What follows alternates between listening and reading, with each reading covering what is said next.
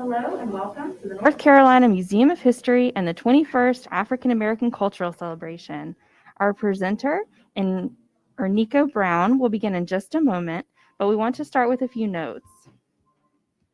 Remember to ask questions in the chat, and we'll do our best to respond to them and share with our presenter. Please note that our presenters and off-camera crew are masked for the safety of everyone. We thank the following sponsors of the North Carolina Museum of History Foundation for helping to make this event possible.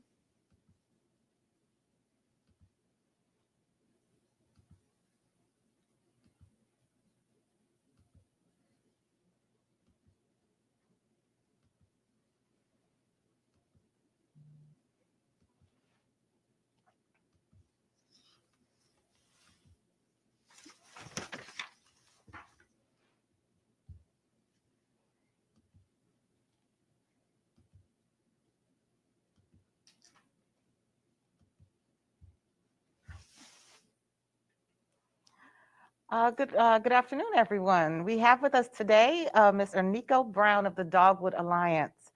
Erniko Brown is an elected official and Director of Organizing and Partnership Engagement with the Dogwood Alliance. She has been involved in politics at the state, local, and federal levels for over 15 years. So we welcome Ms. Erniko. Hi, Erniko. Hi, thank you for having me. Absolutely. My name is Erniko, and my life's mission is to illuminate the lives of Black people on the importance of our voice, our vote, our view as it relates to Southern Forest, and the urgency around saving lives and saving our forests. At Dogwood, I'm the Director of Organizing and Partnership Engagement. But before we get into my work, let me get into my journey. For me, growing up, life was grand. I came from a rural area that's been the foundation of my family for more moments than I can remember, more memories than I can count, more years that I know, more years than I know personally about. It was easy back then in our little pocket of the world. I could go out to the garden on any given day and pick truly fresh fruit off the tree and drink water from an outside drain that we called the spigot. In my little community, I was a 5-minute walk away from the lake where my neighborhood uncles would wait on my biological uncles after a hard day of work to spend evening hours on the lake catching fish for dinner. The world was simple back then to a little girl growing up in a place called Willington, South Carolina. Willington is a small town on the outskirts of McCormick County, which is on the cusp of Georgia and the South Carolina line. Although we were a small town, we were large in land mass that houses a lot of history. And like for myself, I'm a descendant of the Erniko Brown family that settled in South Carolina during the 1700s after the Cherokee War. Our family owns a small cabin that still stands today. And back in the 1990s, it was moved to Hickory Knob State Park, which is one of the 5 state parks I'm surrounded by in McCormick County.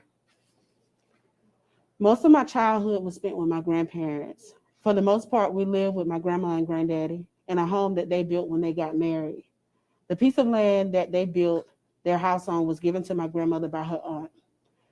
Her mother passed away when she was only 12 years old. At this age, she became a caregiver to her twin sisters and her younger brother. By the age of 16, she was on her way to being a wife and a mother to the first of her 9 children. For Black people, we didn't have much, but we had love and land. For my family, plots of land were given as a gift to you for you to create your foundation. Land was like the rite of passage to adulthood. When they started the family, they built a small 2-bedroom, 1-bath house. As they added children, they added rooms onto the house. Over the years, the house went from 2 bedrooms and 1 bath to 6 bedrooms and 1 bath. In this house, our morning started around a potbelly wood burning stove that my granddaddy would light every morning. So that when my grandmother came to wake us for our home cooked breakfast, it would be warm. She cooked, she cooked breakfast every morning, and we always had grits, eggs, and some type of meat. Our meat choices were usually bacon, sausage, steak, and occasionally some down home fatback meat.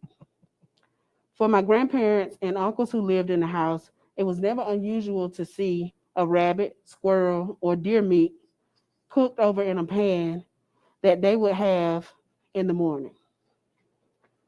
My grandma worked at a place called the Chicken Poultry, and my granddaddy worked at a furniture store.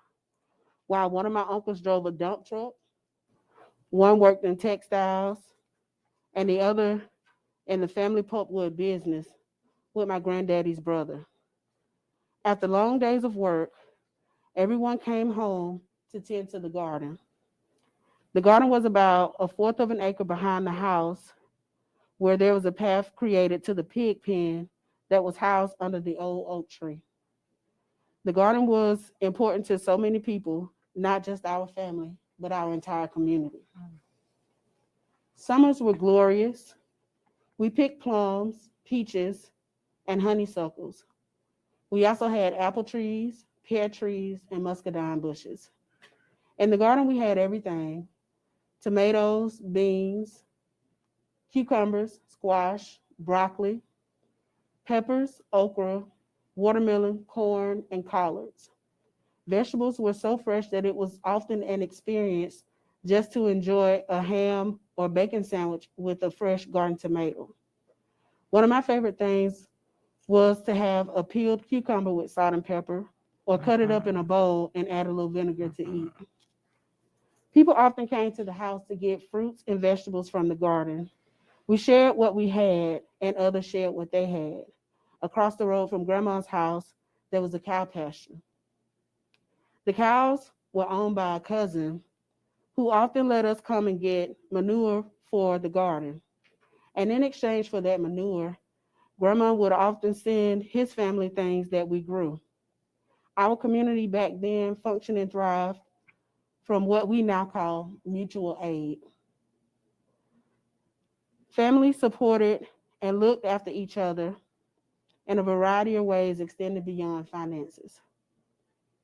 With some of the overage from the garden, we would spend summer days snapping beans, jarring peppers, shucking corn, and scaling fish to bag and freeze to have for later. Some things lasted over the winter months. Our family supported other families, and it was one big village working together through love. Love led us to be kind to each other, allowed our children to grow up together, allowed families to share in creating boundless, unconditional love for each other. Aside from families providing mutual aid and sharing other efforts, we took care of each other's children and trusted each other to do right by one another. We advocated for each other in homes, schools, communities, and any other way that we saw fit. My life's experiences molded me into a natural advocate where the majority of my tenure was spent working in communities like mine, Black communities. And when we consider Black communities, we recognize some evidence truths like historically, Black people are largely affected by environmental problems, yet rarely invited to the table for solutions. Black people are disproportionately lacking access to high quality educational opportunities, economic and financial opportunities, and quality health care. For centuries, legislation has been used as a tool to consistently oppress Black communities from slavery to segregation, redlining, and urban renewal to gentrification, and colonization to deforestation, all of which are examples of how we have experienced systemic oppression. In previous years, I've worked for at-risk residential schools that house mostly Black children, worked on presidential races that aim to garner the Black vote. I've worked in prisons teaching an evidence-based core curriculum to fathers who are incarcerated that taught them how to be parents beyond prison walls. Whatever the issue was, the basis of the issue was the same. It was rooted in the Black community, the community that was regularly and disproportionately affected by oppressive acts and suppressive systems. As a career coach for a program that supported upward mobility, toward financial stability of people who fit a certain criteria: low income, no income, and underemployed, which was often the narrative of the Black people. In this role, I collaborated with the local technical education system and job sites to educate and employ individuals to get them to the end goal of financial independence. My work as a career coach spanned across 7 counties, and at one point I was responsible for 4 of those 7 counties. Unemployment was at an all-time high, and plants and other industries were shutting down and leaving the area because it was so small. As people lost jobs, they lost hope. This is where I was introduced to my first wood pellet plant. They came to town as a new industry with the promises of jobs that would support economic development and growth in the local community. Everyone thought that it was a good thing, including myself. For a company to come to a town and want to pay people at least $18 an hour was a burden lifter, especially since most folks in the community either lacked a high school diploma or only had a high school diploma. There was even an opportunity for people to get their educations as they worked. Not only was the industry promising jobs, but they were supporting the community. They were giving to the local nonprofits and supporting other charities while killing us in the process. We were told about the money, but never told about the health impacts. This was unknowingly the trend that was happening across the Southeast, including communities like Robeson County, Northampton County, and Sampson County here in North Carolina. It wasn't until I joined Dogwood Alliance that I learned the truth about this industry.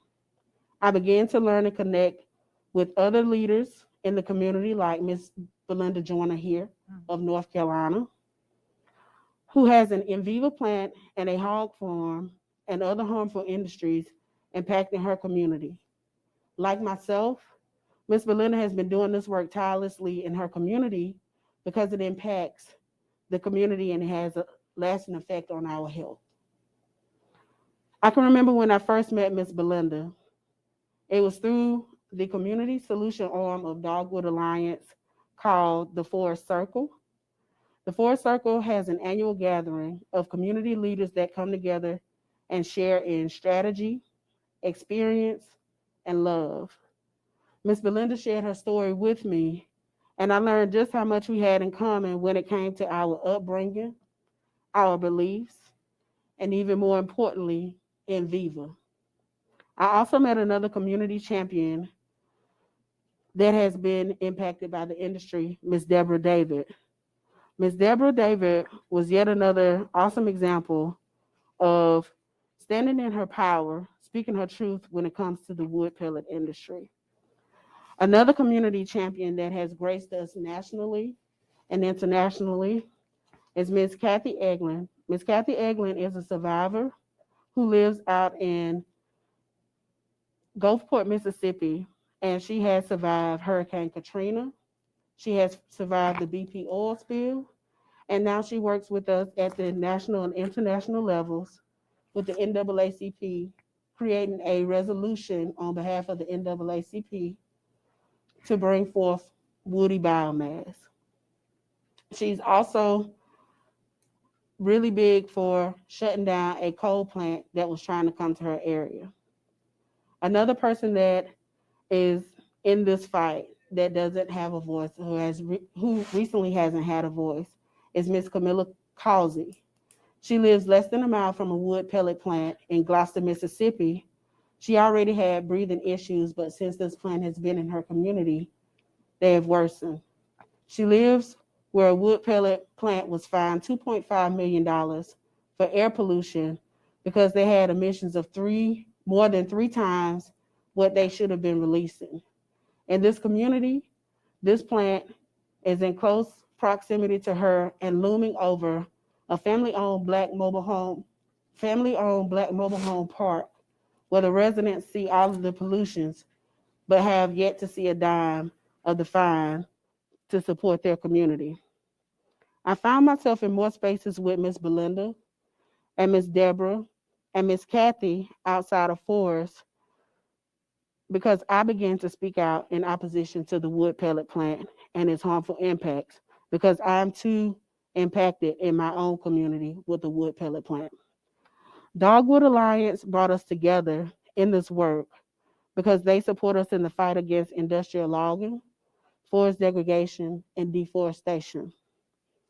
Here at Dogwood Alliance, a long we have a long-standing history battling against big corporations that prey on small communities. We have been working over 25 years collaborating with diverse communities and supporting community-led solutions across the southeastern coastal plain. The southeastern coastal plain is the richest in resources as it relates to forests, but it's the poorest region in the nation when it comes to finances. The southeastern region where we live houses the world's number one source for lumber, paper, and wood pellets. In the southeast, you can also get cheap labor for the work that you want performed. Many industries like the wood pellet industry are pimping poverty by saying to local governments that they want to support the community, but often receive subsidies for being in the community.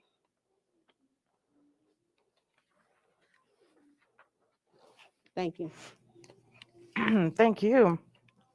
That's so interesting. I have never thought about the wood pellet industry before. Could you speak a little bit like what is a wood pellet? What are they used for? Yes, ma'am. So, wood pellets, basically, they cut down trees. Once they cut down the tree is basically cut up into little capsules. And so, those little capsules almost look like a peel. Mhm. And they are essentially shipped overseas to be burned as fuel in power plants. So these things don't even have these wood pellets don't have anything to do with us other than the fact that they're cutting down our oxygen supply. And impacting air pollution in Yes, these ma'am. low income rural areas. So thank you so much. Can you talk a little bit more about the work of the Dogwood Alliance and what are they doing to protect southern forests? Yes, ma'am. So what we do right now, we are in communities, educating communities on battling the wood pellet issue. We are working at the local, state, and federal levels and collaborating with agencies to create solutions um, as it relates to policy, as it relates to community, and as it relates to accountability. Mhm. So we do a lot of work. Um, Can you give us like an example of one of the most recent things that you've done with the Dogwood Alliance? yes, ma'am. So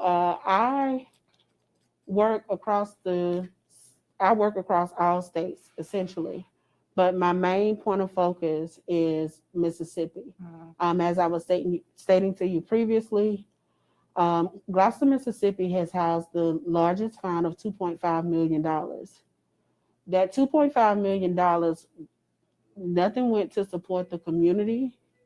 And when I went to the community, because I was curious if the people knew, Mhm. every person that I talked to, no one knew anything about the fine. Wow. No one knew anything about the pollution. They knew that this plant was here, but they didn't know how it was impacting their lives.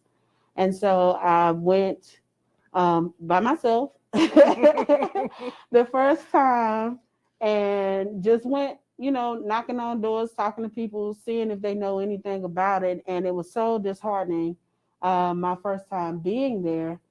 I went, seen this mobile home park. I was getting ready to take a picture of it, and two little kids. There was a sign out there that said "Slow down, children are playing." Mhm.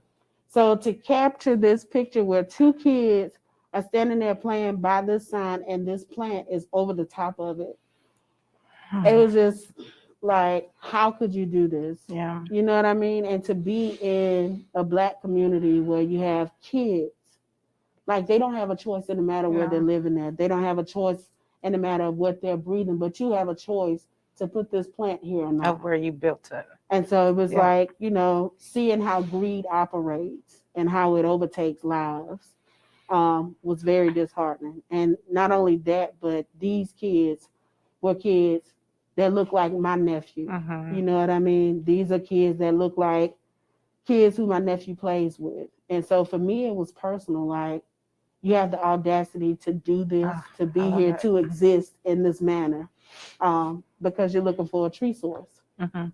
Yes, ma'am. So I have to like celebrate culture, Black culture, for just a moment when you mentioned love and land and how that's a rite of passage when you come along and then you build onto the house, like you build onto the Yes, home, but ma'am. you stay in that home, but it just becomes larger. Yes, ma'am. And that's love. Like even at my granddad's house, I remember when I was little, those muscadine bushes. Yes. We had those too. And she usually said, I was like, oh, granddad. And I wrote down like cucumber, tomato, salt, and pepper. So that's a celebration of culture. Like that's the thing that we can always connect us. Right, right. So and then that's love. So how did you go from that to getting actually involved in the work? Like what was the thing that kind of that spark that you saw, that interest? How did that begin for you? Um, to be blatantly honest, it was getting brownie points in a relationship. That's fair. That's fair. I was supporting somebody who was already in this environmental work, and I was so intrigued by what I heard. And I live on a demonstration site that has an edible organic landscape, and I'm just like, oh man, what is this? So I go and sit, and I'm like, oh, you got a garden with a couple of raised beds, like. That's nice. Okay. And it was just like supporting in spaces, and they were like, well, you've been pretty quiet, you may have something to say. And I was like, well, the thing that I can say is, what we're coining now as sustainability has been survival for Black people for over 400 years.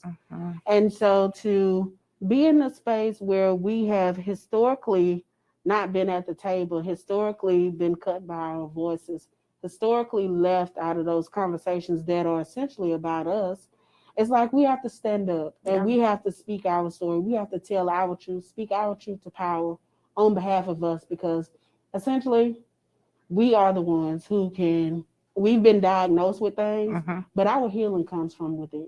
Starts here. And so we have to heal us. And in order for us to heal us, we have to be able to talk about and talk through what we're going through. And so gratefully and specifically, you found that through environmental work and environmental justice. So can you tell us what are some of the threats that are facing the Southern forest? Well, the Southern forest, if we cut down our trees, we cut down our oxygen supply. That is the biggest one. People talk about, selling trees and keeping trees and things of that nature. The basis of it, if anybody ever paid attention in science, you cut that tree, you cut that oxygen supply. That also is something that is a refuge for flooding. And that's like carbon capturing as well. And so you have these things, and even like with saving for energy, if you have trees, you have shade, your house is shaded. That cuts your energy costs. Yeah. So it's like a financial thing, it's an economic thing. It's all intertwined in it. And it's just like people rather see, this tree cutting money, gotten forward, as opposed to this tree staying and it being something that helps us survive as a people. And it's an important part of the ecosystem, right? We have Yes, animals and insects and everything that is involved when you do when you lose those forests. So Yes, ma'am. so I think that's also why it's protecting the Southern forest so significant. But how does this continued environmental degradation impact people in North and South Carolina? Well, here again, if you're cutting down trees, you're cutting down your oxygen supply. We have very little time. If anybody's been paying attention to climate change, that is a big issue that we're dealing with. And a mature tree gives off oxygen for a family of four for a year. And a mature tree, it takes 20 years to grow. So if we're cutting down our forest, it takes 20 years for that to grow back. We don't have that kind of time. Okay, I want you to repeat that one more time. So a mature tree. A mature tree takes 20 years to grow, and that one mature tree can provide oxygen for a family of four for a year. Wow. Yes, ma'am. So that's what we're seeing when we see trees cut down for whatever they're building now or new plants and forest and farm. That's what we're losing. Yes, so ma'am. just so people can make that connection. That's what we're losing when we Yes, see ma'am. deforestation. Najla, we have a great question from the chat. Would you mind if we shared it? So Wanda says, I've seen pellets in stores near the grill and outdoor cooking section. I had no idea about the environmental impact. Are builders aware of the plants and how buyers are affected? And what are the residents saying once they learn about the harmful pollution? So builders oftentimes don't say much. I mean, I've come up against foresters and who said, yeah, this is an eyesore, but for them, it's a way that they live, a way that they eat, a way that they take care of their families. And I've even come, once I let them know, like, the information is like, well, how do I feed my family? Because this is what I've been doing. And the other side of that, the people in Gloucester who did not know about what was going on, they've been building up to essentially combat this. People have been speaking out. A lot of people have been muted. In that particular community, the mayor told them, he basically tried to silence the community. And he told them that if they were to oppose this plan in any way, that their utility bills would triple. Wow. And he's been charged with taking care of this community, and he's not doing it. And so different places, you have different things. People look at it, depends on how people look at it. Some people look at it for money, and people need it because you have a lot of private landowners who want to cut the trees, who want to have this money. But then you have people who don't even know about it, like myself. I didn't know, and I was working with these people to employ people in their industry. I didn't know that it was causing me the harm, and it's 2 minutes away from my house. Wow. And so once I found out about it, I connected with other people and been working ever since then to do what I can do on behalf of people in communities who, like myself, didn't know about it. So is it education that you're doing, or is it some actions that you want these companies or the industry to do? How can they better care for the communities that they're in? For me, they need to be held accountable. If you're gonna be in this community, then you need to be accountable to the things that you're doing, like the $2.5 million fine in Gloucester. If when that fine came out, there should have been some support for the people in the community and their health and their well-being. I know a resident there, Miss Jasmine. Miss Jasmine's home is right there. Her children all have developed asthma or have had asthma. She even told us when we went and talked to her, she was like, she never had asthma. Wow. And then she ended up with asthma, and she thought it was from a job that she had. She ended up leaving that position. And even with her leaving that position, her asthma got worse. And she never connected that plant to what was going on with her because nobody ever talked about it. Wow. So how can people support the work of not only the Dogwood Alliance, but of conservation efforts that should happen or go on in North Carolina? So for me, you got to get in the fight. I know for me in South Carolina, like one of the things I did was, and it may be small, if you don't have a seat at the table, you got to go and get you one. And for me, I ended up going home to vote, and then I ended up doing a write-in campaign and becoming a commissioner. Right. Outside of that, I'm connected. I'm the chair for environmental climate justice for the South Carolina State Conference.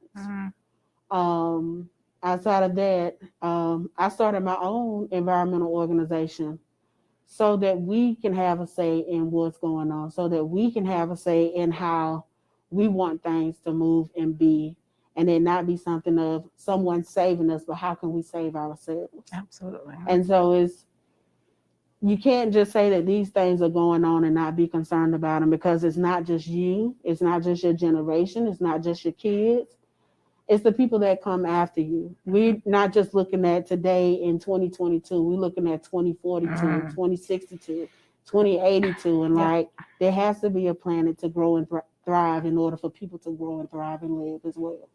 Absolutely. So that was kind of how people can get involved, but how can people support you or support, you mentioned you're a nonprofit. What are something that people at home right now who are listening to you and have been impacted by what you've just shared? Well, you definitely can catch me at Dogwood. And my email there is erniko@dogwoodalliance.org. Great. Again, I'm the Director of Organizing and Partnership Engagement. If there's an organization that would like to get involved, feel free to reach out. Absolutely. If there's somebody who wants to speak out on behalf of the wood pellet issues, I definitely can get you connected with our state organizers here in North Carolina. If you want to learn more about us, our website is www.dogwoodalliance.org. And we are at the end of January. We're about to move into February, and it's Black History Month. Who are some women who we can lift up, engage with, celebrate, who we can study going into next month? Yes, ma'am. So definitely here in North Carolina, Miss Belinda Joyner, Miss Deborah David. In South Carolina, we have Miss Loretta Slater. Reverend Dallas Conyers. In Georgia, we have Dr. Treva Gear. In Alabama, we have Miss Catherine Flowers. In Gloucester, Mississippi, we recently did a piece with Brute Media on Miss Camilla Causey, Miss Kathy Egland, Miss Ruth Story, and most importantly, one of my best friends who is also a freedom fighter and a contracted organizer with Dogwood, Brandy Hamilton out of Charlotte, North Carolina. Nice. I'm going to check in and see if we have any other questions. We do. We have one from Pamela, and they ask, at what point was it realized that the wood pellet industry was causing harm, and how was it found out? Do you know? For me, I don't know at what point it was causing harm, as far as the development through Dogwood. But what I do know is that Dogwood has been fighting industrial logging for over 25 years. So the trees, the wood pellets, they all go together. Thank you. And we have one more question. Naomi asks, do you know if there's a wood pellet company in Montgomery County, North Carolina? And if so, do you know if they're good neighbors? Yes, ma'am. So I don't work directly in North Carolina, but I could find that one out. And you can also reach out to our state organizer, Emily Zucchino, at emily@dogwoodalliance.org for more information specifically geared toward North Carolina. Thank you. Yeah, that was, is it one more? Okay. It was fascinating to learn about the wood pellet industry. I think we've known about deforestation, we've known about logging, but I think that's another piece that we can now look to and really begin to see what the industry, what they may owe us and how we can keep them accountable. So what are a couple things you hope that people walk away with today from this presentation? From this presentation, I hope that people are open to learning more about wood pellets, learning more about the harms and the detriments, learning where these plants are, so that if you have family members, give the information that you've gotten today. Read more about it and share more information. When there are rallies in North Carolina, come out to the rallies. When People are talking about it. Get engaged. Hold your local government accountable by going to the meetings. Standing in the gap, because again, this is not just about you and your livelihood, but your children, your neighbors, and somebody may not necessarily have a voice or may necessarily be willing to speak out, but speak out on their behalf. Mhm. So that's all I got. That's all you got. We want to thank you for using your voice and what you do. I want to lift up and celebrate you for being that person who decided to go and knock on doors in Mississippi to find out if people knew about the industry and what it was actually doing and how it was causing harm. It starts with people knowing, Yes, ma'am. knowing. We have to know what's actually in our back door. So thank you so much for your work, Miss Erniko Brown with the Dogwood Alliance.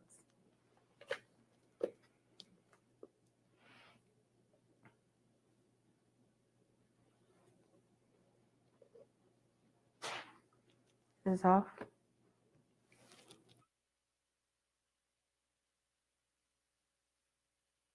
Placed throughout the day, screening on our website, nc-aacc.com. Thanks for joining us for the 21st Annual African American Cultural Celebration, which continues today until 5 p.m.